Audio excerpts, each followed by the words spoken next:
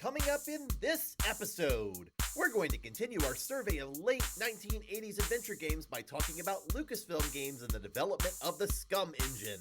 We'll cover Ron Gilbert's no death, always winnable philosophy that would make their 1990s games the most popular alternative to Sierra On-Line's adventures. And speaking of Sierra, we're going to talk about some of the early games powered by their SCI engine that eventually would cement many of the standard mechanics of the point-and-click genre.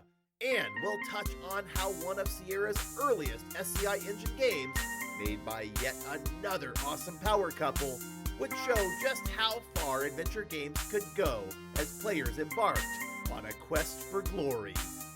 I'm Sean Jordan, and I am your great game guide. Let's delve into the golden era of late 80s and early 1990s adventure games you probably have heard of, as well as a few you probably haven't.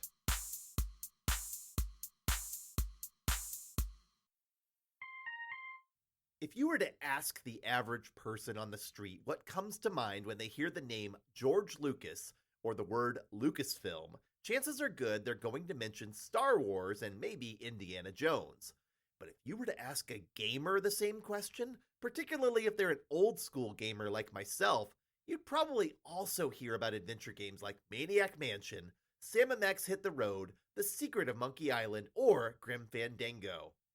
But LucasFilm Games, which changed its name to LucasArts in late 1991, created a whole lot more than just adventure games and Star Wars games. In fact, its first batch of games, which include Ball Blazer, Rescue on Fractalus, Coronis Rift, and the Eidolon, were all 3D action titles, and while Ball Blazer is a surreal competitive split-screen game set on a flat checkerboard plane, the latter three of those games all used a novel fractal-based game engine that allowed players to explore large environments despite the fact that the games were running on mere 8-bit computer hardware. LucasFilm Games was also known for building simulators, including the Naval Hydrofoil Sim PHM Pegasus in 1986, the Naval Fleet Simulator Strike Fleet in 1988, and the World War II Pacific Theater Flight Simulator Battlehawks 1942, which was developed by Lawrence Holland's development studio Totally Games, and which led to a series of flight sims that included Their Finest Hour, Secret Weapons of the Luftwaffe, and of course, the later Star Wars, X-Wing, and TIE Fighter games. But as I said, LucasFilm Games and LucasArts are probably best known today for adventure games, and that takes us back to 1986 when two similar-looking, but very different playing, games were in development. Our story begins with yet another Jim Henson fantasy property, this time one that mixed live action with puppets to create an interesting feature film about a teenager who has to venture through a gigantic maze to defeat Jareth the Goblin King, a character famously played by David Bowie. The film is, of course, the 1986 movie Labyrinth, and LucasFilm Games' Labyrinth the computer game is a loose adaptation of it, allowing players to select their own gender and work their way through the labyrinth using a word wheel that allows them to select which commands they'd like to input. The game was directed by David Fox, a LucasFilm Games veteran who'd go on to make several other graphical adventure games. There is really nothing quite like Labyrinth, the computer game. It begins as a text adventure game, where you go to the movies and settle in as Jareth appears on screen, calls you out by whatever name you selected, and explains that he and his goblins have been watching you and are challenging you to find his castle at the center of the labyrinth, or be trapped in the game. He even gives you a time limit of 13 hours, and the action morphs into a side-scrolling adventure.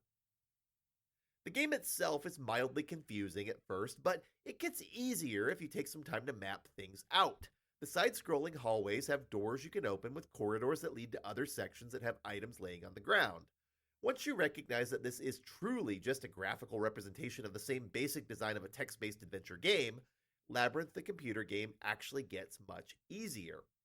The game's word wheels also make your range of actions simple to understand, and there's really no way to fail beyond getting stuck in a dungeon you can't get out of.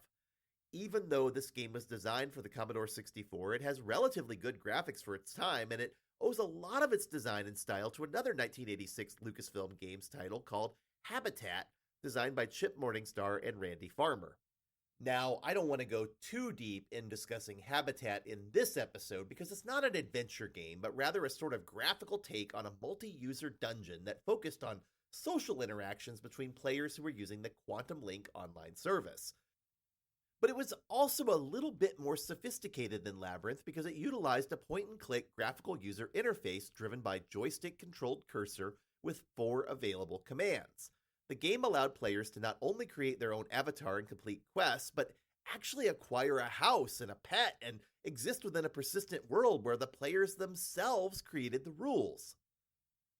We'll talk about Habitat another time, but for now, I want to focus on one of the most important games LucasFilm Games released in the 1980s, a classic adventure called Maniac Mansion, created by a team led by Ron Gilbert and Gary Winnick.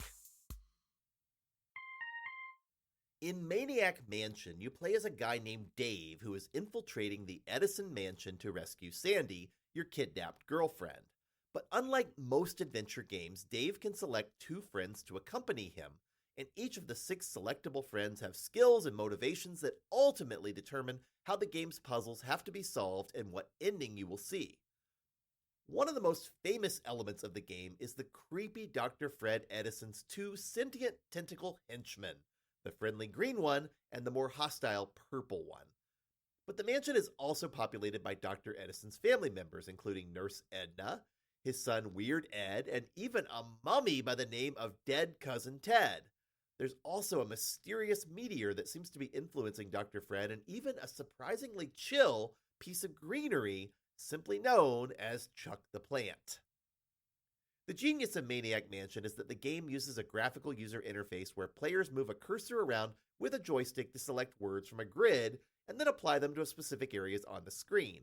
While Maniac Mansion wasn't the first adventure game to use a graphical user interface, the system works so well that it allows the game to run on simpler 8-bit hardware like the Commodore 64, Apple II, and even the Nintendo Entertainment System, while also scaling up quite well to mouse-driven 16-bit and 32-bit systems with a more graphically impressive Enhanced Edition.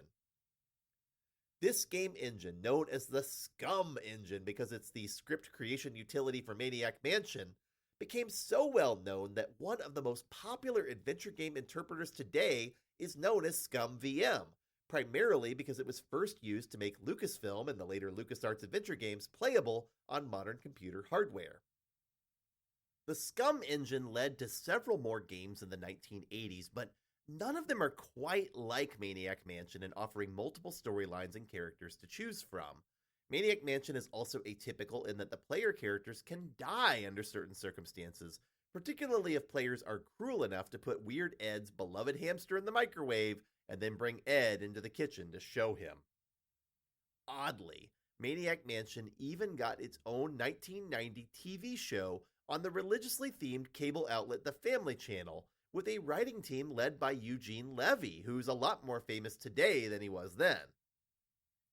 The show has almost nothing to do with the game, though, and even though I personally found it pretty dull even when I watched it in the 1990s, it made it for 3 seasons with 66 episodes, ending right around the time the game's sequel, Day of the Tentacle, debuted. But moving on to other Scum engine games, let's talk about the less familiar Zak McKracken and the Alien Mindbenders, a 1988 graphical adventure from David Fox that follows the adventures of the tabloid journalist Zak McKracken as he travels around the globe in search of parts needed to neutralize dumbifying devices that evil aliens are using to make humans stupider through a nefarious plot involving telephones.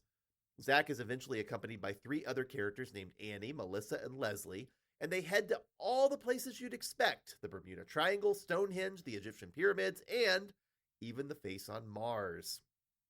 As intriguing as Zak McKracken may sound, and it is a good game well worth playing, it's not quite as polished as Maniac Mansion, and it's both known for having a more linear story and for having some frustrating parts that truly feel like they're there to pad the game out. The game was intended to launch a series, and several fan sequels have since continued its story. One of these fan sequels even got professionally published in Germany in 2008 as Zak McKracken Between Time and Space, though it wasn't officially licensed. After Zak McKracken, Lucasfilm Games moved on to use the Scum engine to create another movie tie-in game with 1989's Indiana Jones and the Last Crusade, the graphic adventure, which had to be differentiated from another game released the same year that was more of an arcade action adaptation. This one was designed by David Fox, Noah Falstein, and Ron Gilbert, and after it, David Fox moved on to other things. While this Indiana Jones adventure follows the plot of the feature film fairly closely, it also deviates in many places and requires you to solve some puzzles crafted specifically for the game that aren't made easier by being familiar with the film. Unlike most LucasFilm and LucasArts adventures, there are also a number of arcade action sequences that require players to master some additional control schemes. One of the most innovative ideas in the game is a point system called the IQ, or Indy Quotient system, which allows Indy to find some different ways to solve puzzles by earning points by taking actions in line with his character. The game also introduces some nice lighter moments that would go on to influence other LucasArts adventures down the road. One of the most familiar gags is when Indy tries to talk his way past a Nazi guard by saying, "I'm selling these fine leather jackets." If you pay attention during later LucasArts games, you will see that line reappear. Of course, this game is often seen as the warm-up act for 1991's Indiana Jones and the Fate of Atlantis, which I maintain is still the true fourth chapter in the Indiana Jones saga, and which is way better than either of the official Steven Spielberg films that have come out since. This one was designed by Noah Falstein and Hal Barwood, and it was not only one of the first games to use the LucasArts branding, but also among the first CD-ROM talkie games released by the publisher, with Doug Lee playing the role of Indiana Jones alongside a very talented voice cast that helped to set the standard for the voice acting LucasArts games would become known for. The Fate of Atlantis is similar to The Last Crusade in how it looks and plays, but it uses a three-tiered approach to allowing players to experience the game the way they like to play it, with a team's path, where Indy is joined by a partner named Sophia Hapgood, a wits path, where the puzzles are harder, and a fists path, where Indy can fight more often. The story itself revolves around a race to beat the Nazis to the lost city of Atlantis in the year 1939, and to prevent the evil Nazi Klaus Kerner and his associate Dr. Hans Ubermann from unlocking the power to make men into gods.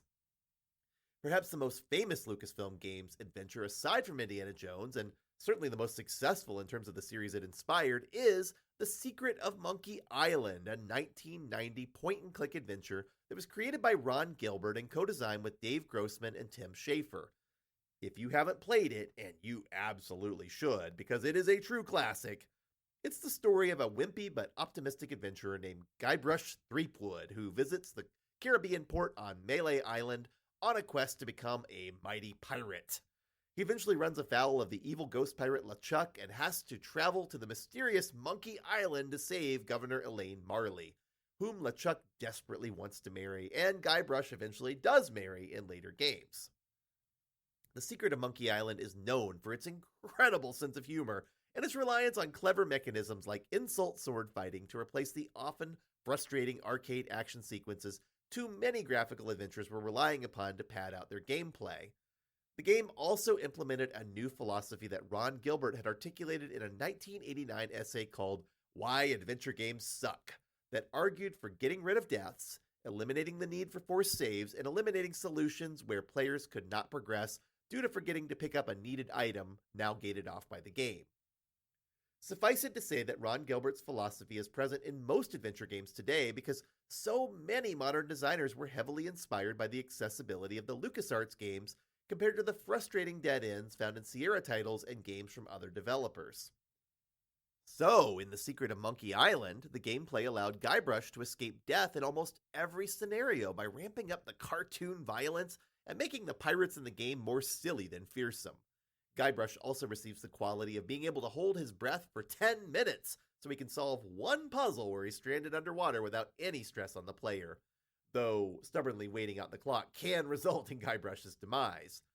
There's also one other point in the game where Guybrush can fall off of a panoramic peak, only for the typical restart, load the last save, or quit prompt to give way to Guybrush announcing that he was saved by a rubber tree below. The Secret of Monkey Island is one of those games that absolutely lives up to everything you've ever heard about it. It's well designed, hysterically funny, genuinely fun to play and filled with well-designed puzzles that aren't overly tricky but which force you to think a little bit.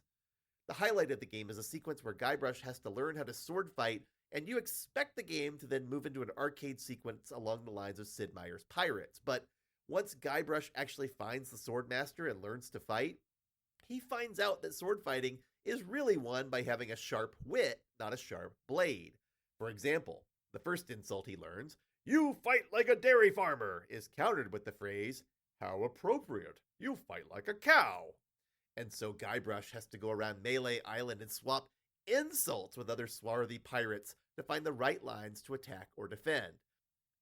It's an absolutely awesome way to make an adventure game feel like a true adventure and to bypass the need for lousy arcade sequences that were infesting the genre at the time. One of the other memorable moments in The Secret of Monkey Island takes place in the Scum Bar on Melee Island, where Guybrush sees a pirate named Cobb wearing a button that says, "Ask me about Loom." If he does, the pirate says, "You mean the latest masterpiece of fantasy storytelling from LucasFilm's Brian Moriarty? Why, it's an extraordinary adventure with an interface of magic, stunning high-resolution 3D landscapes, sophisticated score, and musical effects. Not to mention the detailed animation and special effects, elegant point-and-click control of characters, objects, and magic spells. Beat the rush! Go out and buy Loom today!" The character Cobb, by the way, also appears in Loom, and in that game, he actually dies when he sees the face of your player character, Bobbin Threadbare, who wears a hood to keep other characters he encounters from having the same fate. But this little advertorial moment in The Secret of Monkey Island is not only a great way to make fun of the product placement in media that was already becoming a big problem in the late 1980s, but also to remind players that, yeah, if you enjoy Guybrush Threepwood's adventures, you might like Loom as well. And Loom is a really good game, even if it's not a very funny one. It was designed by Brian Moriarty after he left Infocom and features one of the most unique stories I've ever seen in a video game.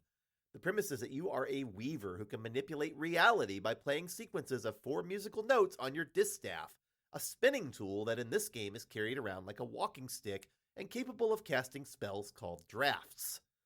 Unlike most LucasFilm games and LucasArts adventures, Loom has a serious story with a lot of lore backing up its world and characters, and this is shared with the player through a 30-minute audio drama that was originally included on cassette tape in the game box. Check the show notes if you want to hear it. The gameplay of Loom is quite unusual because you don't use any sort of parser and there are no dialogue trees. You click where you want Bobbin to go and meet up with characters who talk with you, but primarily give you information about things you need to know to progress. Most of the game's action involves clicking on certain objects and then attempting to manipulate them with your drafts. Some drafts can even be played backwards, so you can create an opposite effect with them. For example, the draft to open things can be played backwards to close them, and the draft to turn straw into gold can be played backwards to turn gold into straw. A few drafts are also the same backwards and forwards, so they never have a counter effect.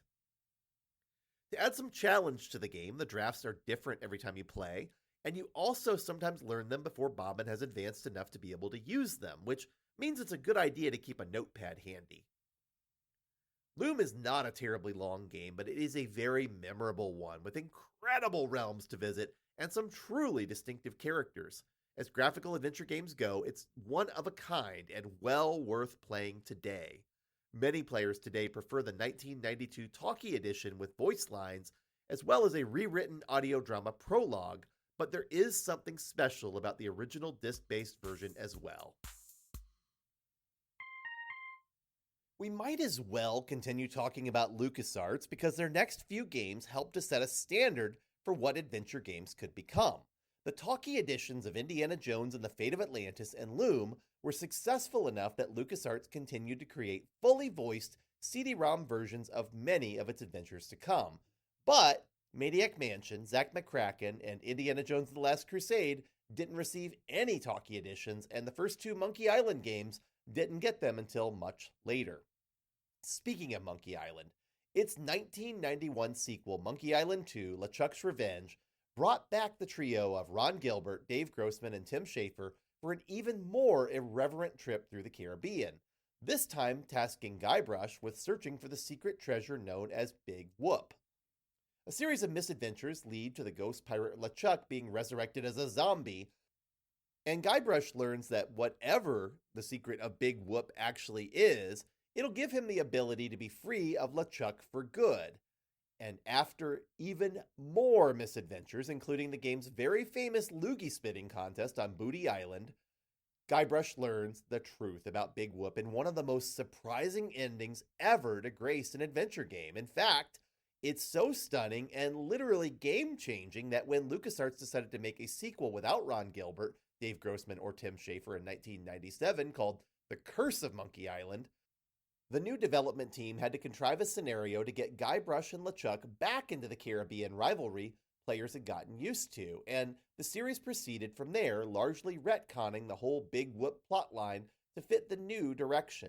I do want to say that I actually do like the third, fourth, and fifth games a lot, and they have some of the funniest moments in the entire series, but Ron Gilbert's development studio, Terrible Toy Box, ultimately did get to conclude the series his way in 2022 with Return to Monkey Island, tying up lots of loose ends, including, as it happens, what the secret of Monkey Island actually is. I'll give you a hint.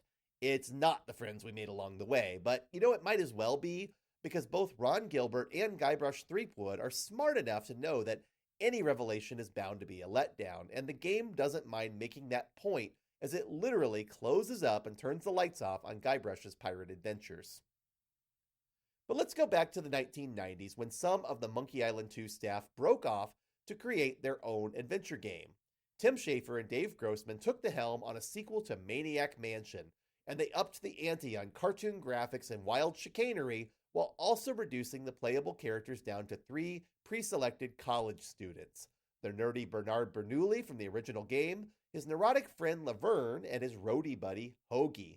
The game begins with a purple tentacle drinking some toxic sludge and sprouting arms, a unibrow, and a desire to take over the world. The green tentacle, terrified of this turn of events, convinces Bernard and his friends to head to the Edison mansion to put a stop to the purple tentacle's machinations. But when they arrive, they discover the purple tentacle has escaped, and Dr. Fred reasons the only way to stop him is to send the 3 friends back in time one day to prevent any of these strange events from happening. Unfortunately, he cheaped out on the diamond powering the time machine, and Hoagie is sent 200 years into the past, while Laverne is sent 200 years into the future. Bernard is stuck in the present day, and he and his friends have to work together to stop the coming Day of the Tentacle.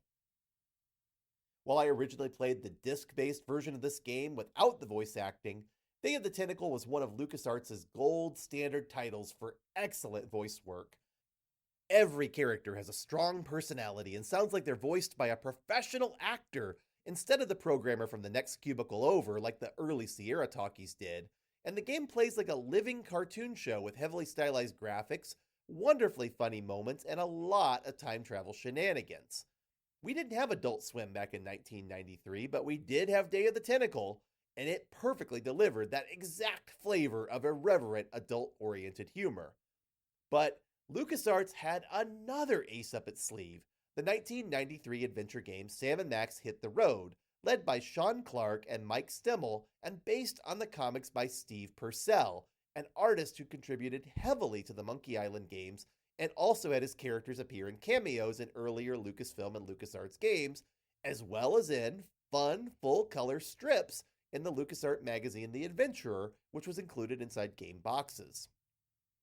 Sam and Max are the anthropomorphic dog and psychotic rabbity thing who form the Freelance Police, a questionably legal pseudo-detective agency dispatched to solve weird crimes and interact with the stranger elements of society.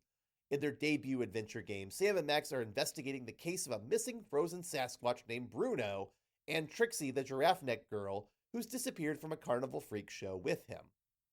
But the pair run into a British country music sensation named Conroy Bumpus, who seems to be suspiciously trying to track down a Sasquatch to add to his collection of taxidermied animals.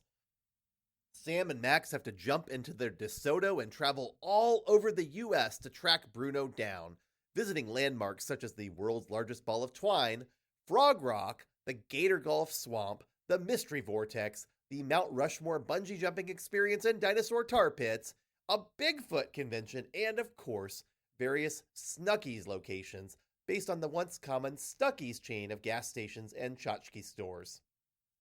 Perhaps one of the most revolutionary aspects of Sam & Max is that it ditches the array of words used in previous Scum games to instead replace the actions with icons similar to those seen in the Sierra games, though with their own twist. The use icon, which shows a hand squeezing a classic children's toy known as the Martian popping thing, also allows you to pick up Max and use him to unleash chaos at key points in the game. The game also enjoys mocking the player for selecting actions that don't make any sense, including a sequence where Sam will start crying and Max will scold the player if they repeatedly try to pick up something that Sam says can't be picked up. Sam & Max Hit the Road is again one of those games that's enhanced by its talkie version. The characters are perfectly voiced by Bill Farmer and Nick Jameson. One of the standout moments in the talkie version is a song called King of the Creatures, performed by Conroy Bumpus in his thick Liverpool accent. Around him, the stuffed heads of all the animals he's killed and collected sing along, and I love this verse in particular. And pardon my singing here, I have a cold. I'm happy to be king of the creatures. I'm proud to be the lord of the odd. I love collecting things with grotesque features. It makes me feel like some Chaldean god. That is Steve Purcell's style of humor at its finest, and it's one of the reasons why Sam & Max Hit the Road is one of my favorite games of all time. Beyond the adventuring itself, the game also has a ton of mini-games that are actually fun because they're completely optional. There's a whack-a-mole game, a highway surfing game, a dress-up doll game, a battleship-style board game called Car Bomb, and even a paint-by-numbers coloring book.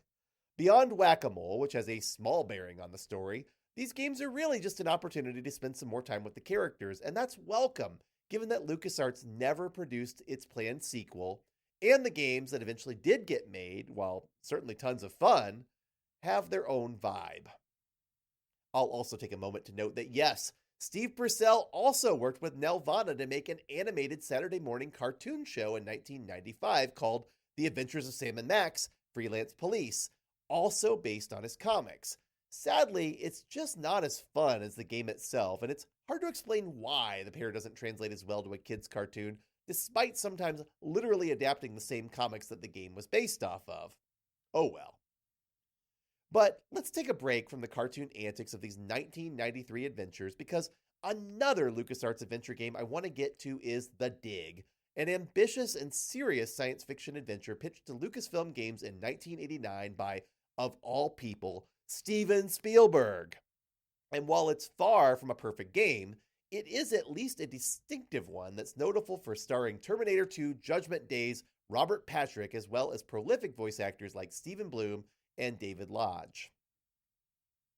The Dig begins with an asteroid named Attila heading towards Earth on a doomsday collision course, so a 5-person astronaut crew is sent up to intercept it and plant bombs to divert its course.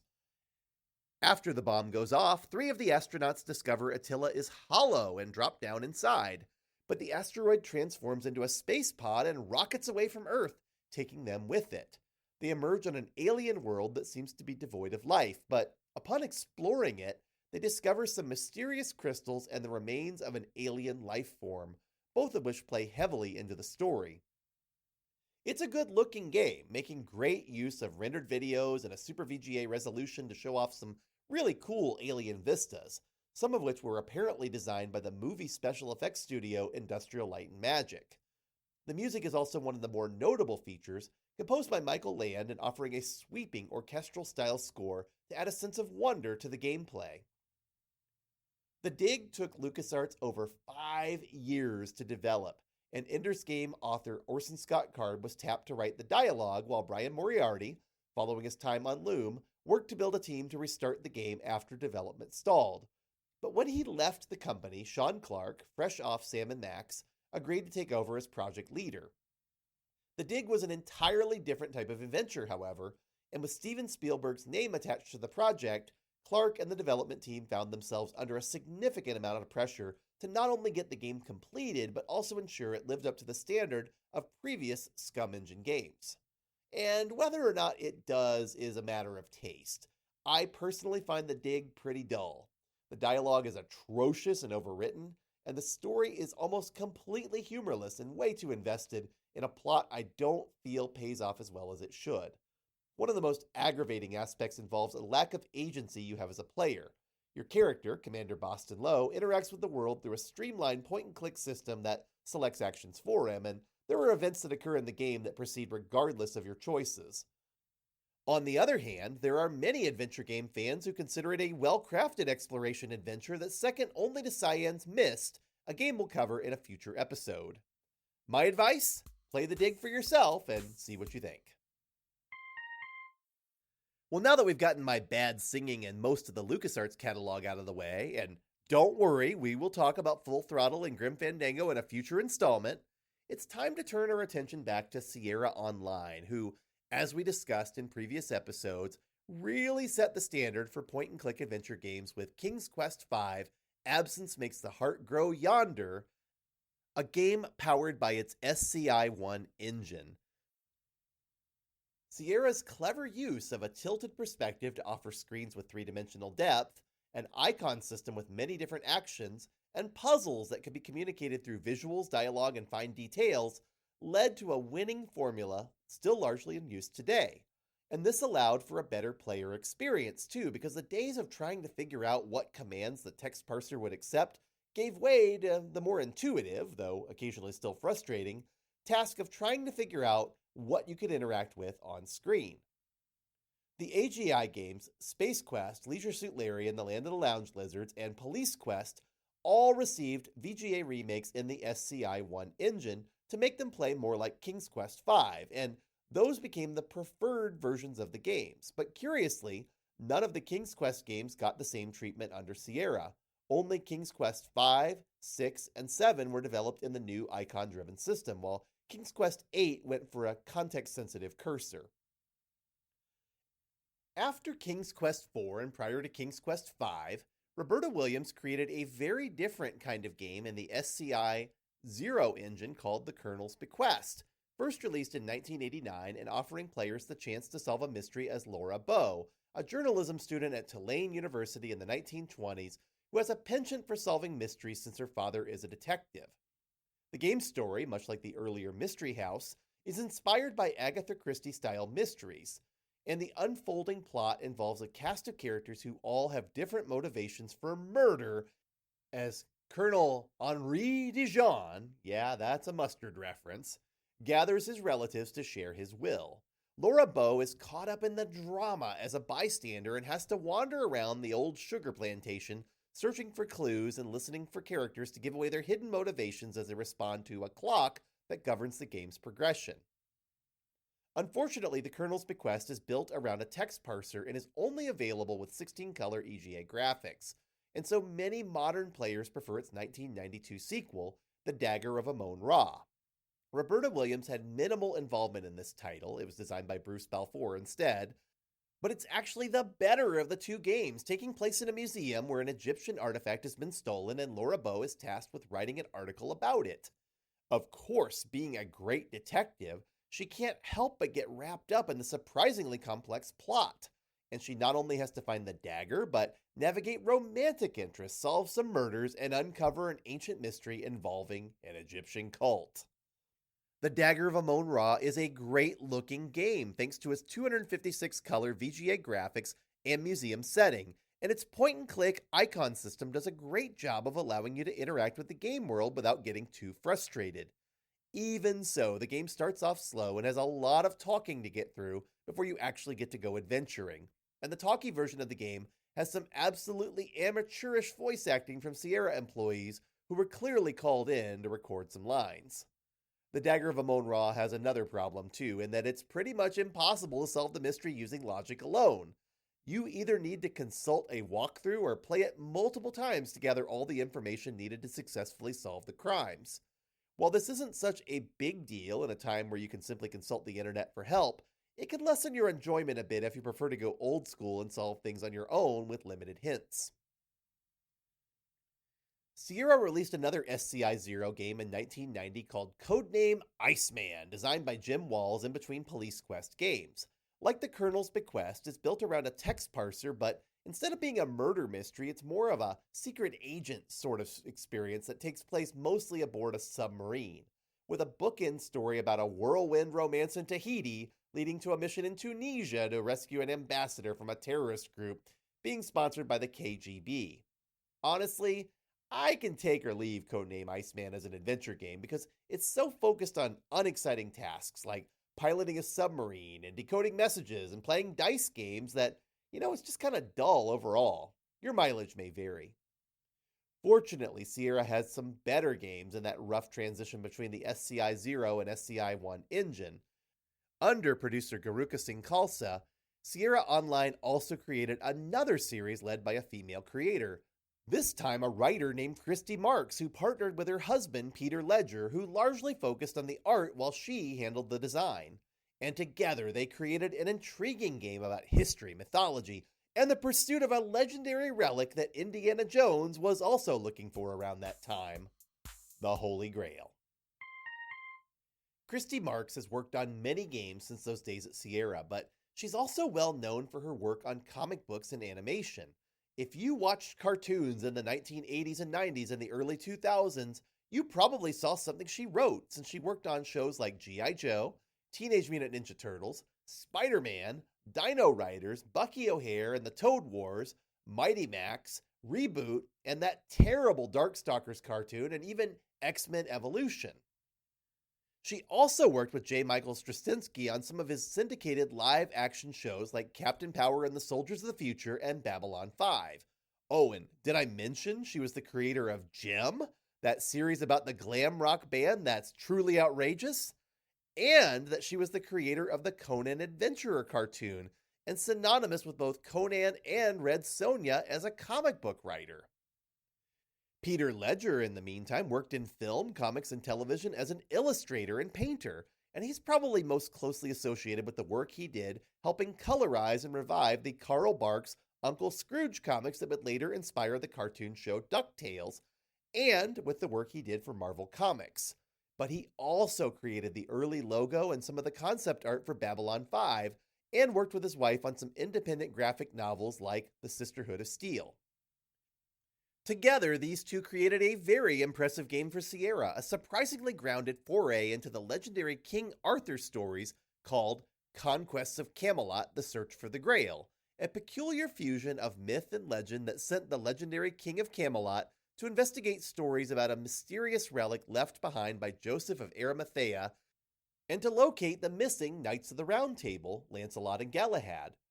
Though the first half of the game takes place in England and includes several stories more familiar to those who know the Arthurian legends, the second half of the game sends Arthur off to Palestine and has him explore both Gaza and Jerusalem.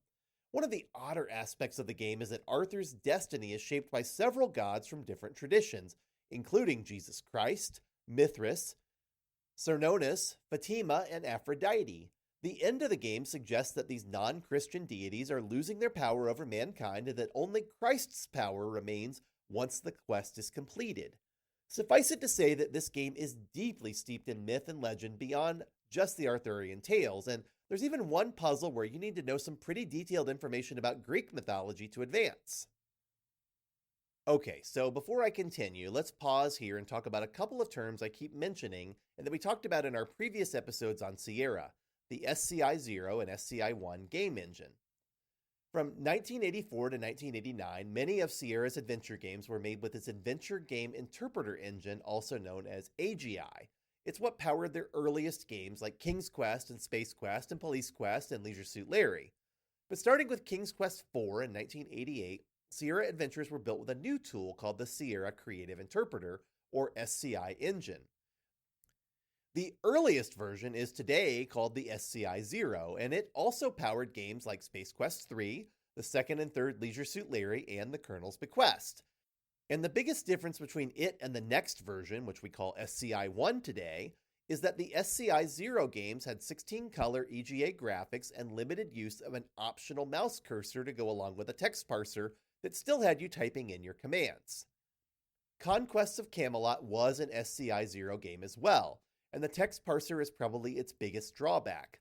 The game's graphics look great, and the world itself is rendered splendidly, but getting around it requires a lot of figuring out where to go on the screen and what command you need to type in. In the earlier AGI adventures from Sierra, it's a little easier to discern what you can do in the game because the simpler graphics make it more obvious. It's much more challenging when the graphics provide more detail. Fortunately, Christy Marks got a second chance with Conquest of the Longbow, The Legend of Robin Hood, an SCI-1 point-and-click adventure game in the style of King's Quest V, released in 1991 in splendid 256-color VGA. While the game's a bit simpler in scope, it's also a little easier to play and understand since the entirety of it takes place in England and you don't have to guess at the right words to use to solve the puzzles. And whereas Conquest of Camelot features arcade-style minigames like jousting and sword fighting, Conquest of the Longbow features archery, quarterstaff duels, and nine men's Morris. My only real complaint about this game is that Peter Ledger didn't return to do the artwork, though the game still looks good. Of course, speaking of power couples in adventure gaming, there's yet another duo that I haven't mentioned in detail, and that's Corey and Lori-Ann Cole, the husband and wife team who created a game for Sierra called Heroes Quest, So You Want to Be a Hero in 1989. Heroes Quest was an interesting proposition from the get-go, offering players a fantasy role-playing experience built within Sierra's early version of the SCI engine. This name made sense given the King's Quest, Space Quest, and Police Quest games Sierra On-Line had already had available. Unfortunately, there was also a fantasy board game being marketed by Milton Bradley called Hero Quest at the same time, and so Sierra was forced to rebrand the series as Quest for Glory in the sequels that would follow, and as well as in the game's eventual VGA point-and-click remake.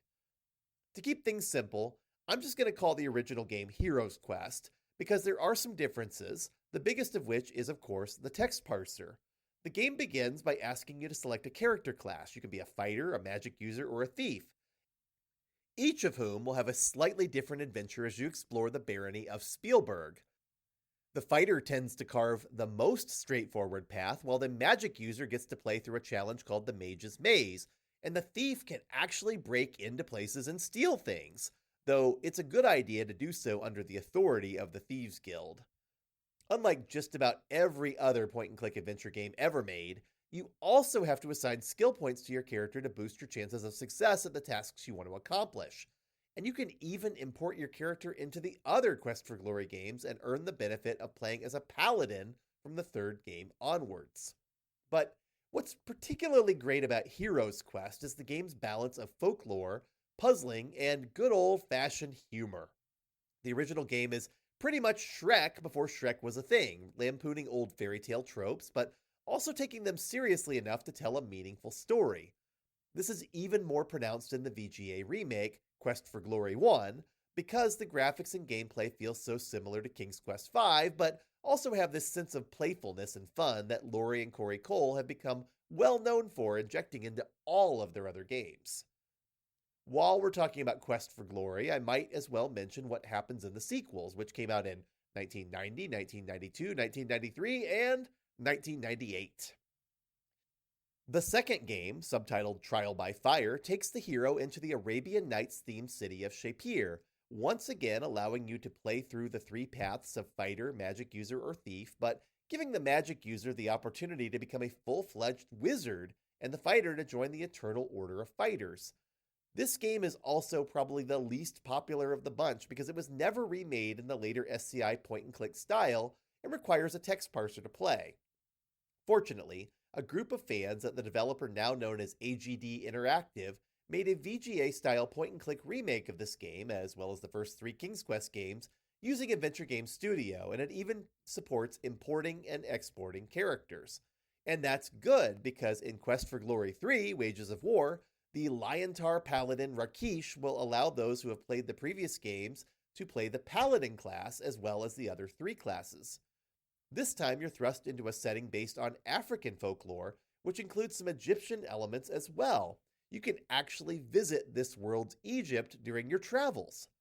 The game was designed natively for the SCI-1 point-and-click engine and has 256-color VGA graphics from the start, making it quite a step up from the second game's 16-color palette. But Quest for Glory 3 is a love it or hate it entry because it involves a lot more fighting than the others, uses an overworld map instead of a continuous game world, and has a story that isn't quite as satisfying as the others. The game feels like a filler episode because it actually is. The Coles originally intended to make the third chapter the Dark One, but then opted to save that story for the fourth game instead. Quest for Glory 4, Shadows of Darkness, wasn't initially regarded as being the best game in the series because it was so buggy and ran so poorly on many PCs of the day, but it has since become beloved as perhaps the only game in the series to rival the original. It's also by far the darkest and most serious, featuring Slavic folklore this time around and bringing back the villains from the first and second games as they attempt to awaken a chthonic eldritch horror-style monster. Sierra's disc-based release was so broken and buggy that it's essentially forgotten today. The CD-ROM version is the one you'll find in compilations, and it is noticeably better and includes voice acting from big-name talent like John Rhys DeVries, Bill Farmer, and, in her first credited video game role acting gig, Jennifer Hale. But the production isn't quite up to the level of the LucasArts games from the same era, and some of the voice acting doesn't match the actual lines the characters speak in the game. Nearly 4 years after the CD-ROM release of the fourth game, Sierra released the fifth and final game, Quest for Glory 5 Dragonfire, developed by Yosemite Entertainment and published under the imprint of Sierra FX. This time, the hero was sent to a realm based on Greek and Roman culture, and while the Coles say this game was always intended to be the conclusion to the saga, it departs so much from the other games it really feels like a sequel made by a completely different team, despite Lorianne Cole's direction. Rather than talk about all the reasons I don't prefer Quest for Glory 5 as much as the others, I'll just note that the modern packs on GOG and Steam include all 5 games, and you can try it for yourself and see what you think. As with so many games that take a significant deviation from their original design, your mileage may vary. As for me, I much prefer the Coles' more recent 2018 game, Hero U Rogue to Redemption, which feels a lot more like the Quest for Glory series overall. I also recommend the 2013 game Heroine's Quest, The Herald of Ragnarok by Crystal Shard, a completely free title that feels like Quest for Glory in the realm of Norse mythology. So I realized while I was writing this script that there's just no way we can talk about all the Sierra SCI games in this level of depth without this episode getting way too long. So we'll save the rest for next week, but I want to close this episode by talking a little bit about Sierra and Lucas's incredible influence on the adventure games we play today, because pretty much every modern traditional point-and-click adventure game embodies the philosophies of these two studios by following a few rules. Number 1, pretty much everything is driven by a graphical interface with little to no text input beyond an odd puzzle or specific mechanic like a keypad or an in-game database to search. Number 2, an always winnable design, with deaths often being reversible or taking you back to a checkpoint rather than a restore or new game screen. Number 3, inventory items that can't be permanently lost, missed, or consumed before the puzzle they're needed for it is completed. Number 4, hints being integrated into the game itself, often suggested by NPCs, dialogue, or in-game text. And number 5, a segmented puzzle design with maps gating off areas that aren't relevant for now and focusing you on a smaller set of screens so you can more easily discern what needs to happen next. There are definitely other influences. Many games infuse a healthy sense of humor and puzzles that require some lateral thinking, for example, but there's no question that modern point-and-click adventure games tend to feel a lot like the games from the first half of the 1990s, and a lot less like the cel-animated, full-motion video, digitized sprites, and partial or full 3D adventures that were more common in the late 90s and early 21st century. A lot of this is due to the fact that one of the main tools for writing adventure games today, the open-source adventure game studio created by Chris Jones, started out as a tool to allow players to replicate games like Space Quest 4 and the SCI remake of Quest for Glory 1.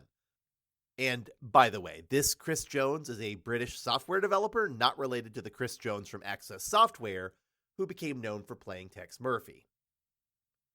But Adventure Game Studio has definitely preserved the style of these older games and in many ways pruned the genre to follow those mechanics and design ideas and to avoid some of the ideas that were intended to be more evolutionary for the genre in games like Phantasmagoria, The Seventh Guest, Gabriel Knight 3, King's Quest Mask of Eternity, and Siberia, among others.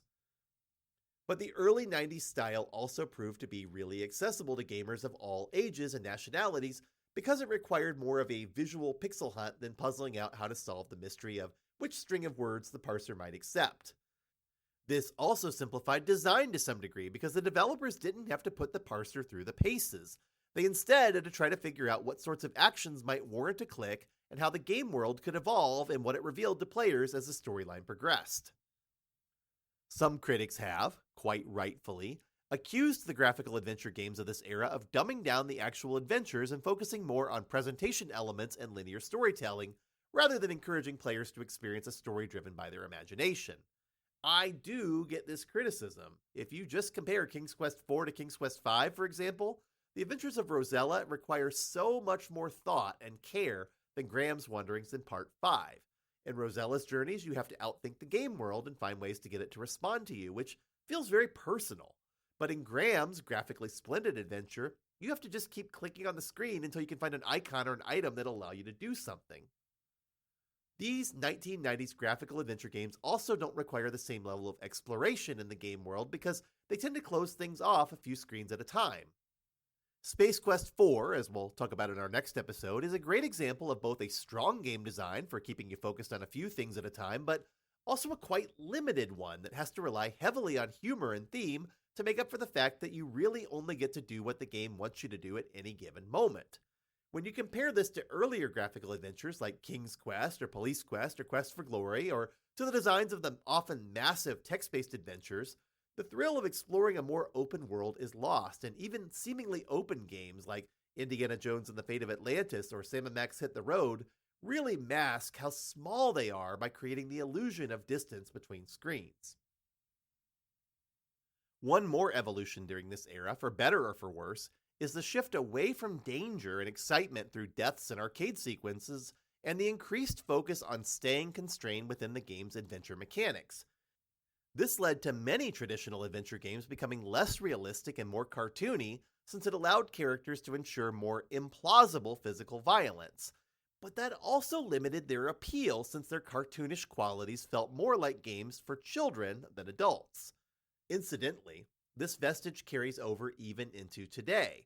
I remember a scene in the excellent modern adventure game Unavowed where a battle between a dryad and a djinn is undercut by the fact that the game doesn't actually have any action mechanics, resulting in the same sequence of events happening over and over until you solve a puzzle. There's another part where a giant merman is chasing your boat, and the way to defeat him is to figure out how to lower a pole so a sword-wielding character can walk out and poke him. I want to say again, I do love this game, but moments like that do take you out of the story for a bit, and it's due to the genre limitations more than anything else. Speaking of games like Unavowed, I'm really excited to get to those in a future episode of the Great Game Guide, but we've got more 1990s Sierra games to talk about as we explore the topic of adventure gaming, and we're going to do that in our next episode.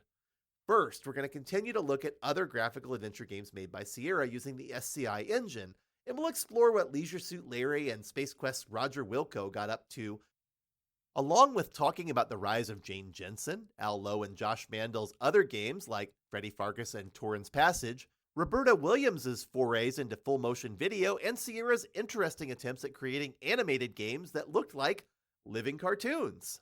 Then we'll turn our focus to other developers like Dynamics, Westwood Associates, Interplay, Adeline Software International, Humongous Games, Activision, Revolution Software, Cryo, Perfect Entertainment, and even Microprose.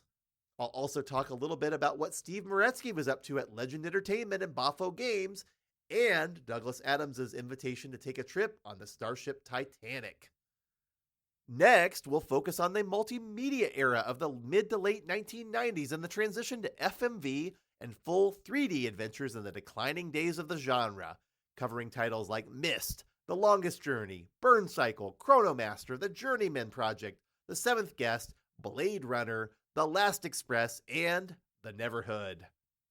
Finally, We'll close by touching on the 21st century contributions of studios like Telltale Games, Double Fine, Daedalic Entertainment, Amanita Designs, Wadjet Eye Games, and Quantic Dream. We'll cover all of that and more in our next few episodes.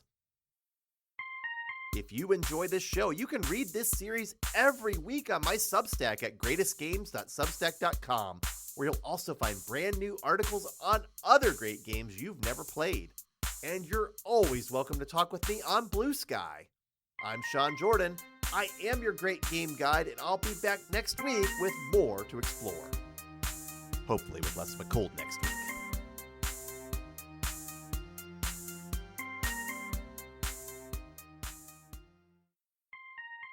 Before I let you go every week, I close out the show with a game I want you to try that's a little bit off the beaten path. This isn't sponsored content. I don't have any financial stake in anything I recommend. These are games that I think are really good but don't have as much exposure as some of the more popular ones. This week, I want to recommend Reloaded, a parkour platform game from South American studio Niamakop that is quite honestly one of the coolest games I've played in a while. The premise is that you're a parkour runner named Nasally who's been recruited into a crew focused on repatriating artifacts that have been stolen through colonialism and which are now housed in museums and private displays so they don't have to be returned to the cultures they were plundered from. Your job is to plan a series of heists, work out your exit strategy, grab the loot, and then run to your escape point before you're chased down. The game isn't quite set in the real world. The developer describes it as African futurist, but it does involve real-world artifacts, and it's happy to give you detailed info about where they're from and why they're important to the cultures they were taken from. Talk about a perfect game for Black History Month, but also a subversive way to remind the world that, yeah, colonialism sucks, and we still have a lot of work to undo its influence on many cultures around the world and to give them back the records of their own history. Now, I've seen a lot of hate directed at this game, and also some surprisingly tone-deaf reviews written by white people like myself who want to criticize this indie game for what they consider to be a so-so story amidst a promising premise. I personally feel this is the wrong way to handle a game that is literally about white people telling the story of Black people around the world, and so I will instead quote the great headline from a review by Ash Parrish on Kotaku. Reloaded is a big black middle finger to history controlled by white people. You know, I couldn't say it better myself. We need more games like this. We need more people to tell their stories through games so the rest of us can have a chance to understand what it's like to feel what they feel and to experience what they experience. But I want to be clear. I am not recommending Reloaded just because of that. I've played it, and it's indeed a very good game that I had a blast with. It reminds me a lot of the 2D version of Mirror's Edge, which was itself borrowing many things from Prince of Persia. But there are also some cool ideas from other 2D platformers thrown in to keep things fast and fun. I personally get some of the feelings of games like Gunpoint and Mark of the Ninja when I'm playing this one, and you know what? I love it. So be sure to try out Reloaded. It's just $15 on Steam, and it's well worth it. And even if it's not your cup of tea, you'll still be supporting a great South African game studio that I hope will continue to make more games in the years to come.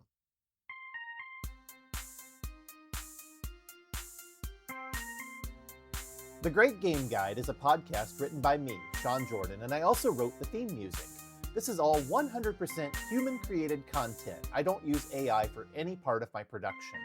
This episode is copyright 2026 by me, Sean J. Jordan, and you can find more details in the show notes and on my website at greatestgames.substack.com. And credit where it's due.